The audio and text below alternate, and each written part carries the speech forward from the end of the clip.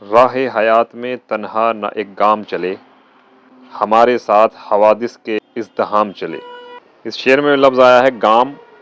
گام کا مطلب ہوتا ہے قدم۔ تو شاعر کہنا چاہتے ہیں کہ راہ حیات میں یعنی زندگی کی راہ میں ہم ایک قدم بھی تنہا نہ چلے۔ اس سے آگے فرماتے ہیں کہ ہمارے ساتھ حوادث کے ازدحام چلے۔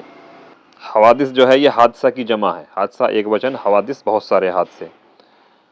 اور حادثہ آپ کو معلوم ہی ہے کہتے ہیں درگھٹنا کو، برا واقعہ کسی کے ساتھ ہو جائے جس کو دوسرے لفظوں میں سانحہ کہتے ہیں۔